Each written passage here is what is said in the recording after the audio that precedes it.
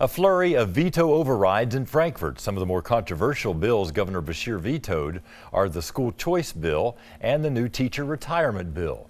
There's a lot to break down tonight. We want to go to Chad Hedrick, who is live in Frankfort with the latest on where these bills stand. Chad. Well, good evening. Yeah, earlier today, the House voted to veto the governor's override on House Bill 563. That's that controversial school choice bill that we've been following that sets up tax credits, which would pay for vouchers so students in some of Kentucky's largest counties could attend private school. 2 weeks ago, this bill just barely passed the House with a very narrow 48-47 vote. Earlier this evening, it passed 51-42. One lawmaker switching their vote to end up ultimately passing this bill and reach the 51 votes that were needed was Representative Regina Huff. The Republican lawmaker is a middle school special education teacher. Now, I've reached out to her for an interview or at least a statement on her vote, but I've not heard back yet. Tonight in the Senate, a lengthy discussion about the bill. Those against it saying it would take $25 million away from funding public education. Senator Ralph Alvarado, who supports this bill, argues that this gives students from lower income families an opportunity to attend a school their parents could not afford and levels the playing field. We once again see public education with its neck inside a guillotine, getting ready to have its head cut off. Let's make no mistake about it.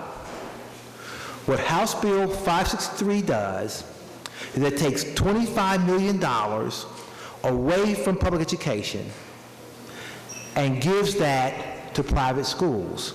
So let's make that clear. This isn't just for private schools. I would think, I've heard so much over the years from public schools asking for more funding. They could bypass the budgetary process completely, set up 401c3 accounts, raise money for pre-K, for textbooks, for any equipment they need in their public school systems right there at home. I don't see why there's opposition to that factor because both public and private are eligible for that money.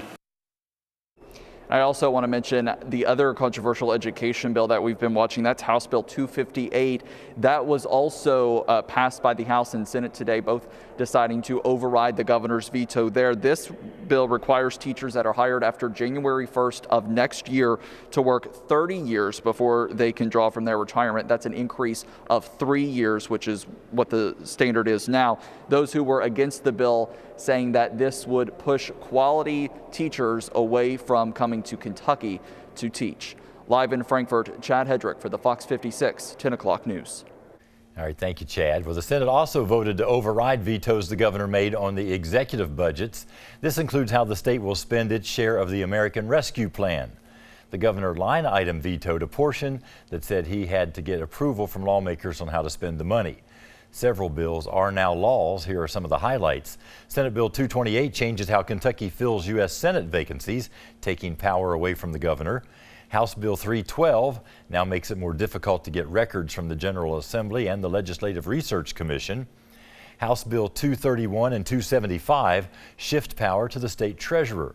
House Bill 475 prevents the State Safety and Health Standards Board from adopting any regulations stricter than federal ones. House Bill 272 allows water districts to charge customers 10% late fees.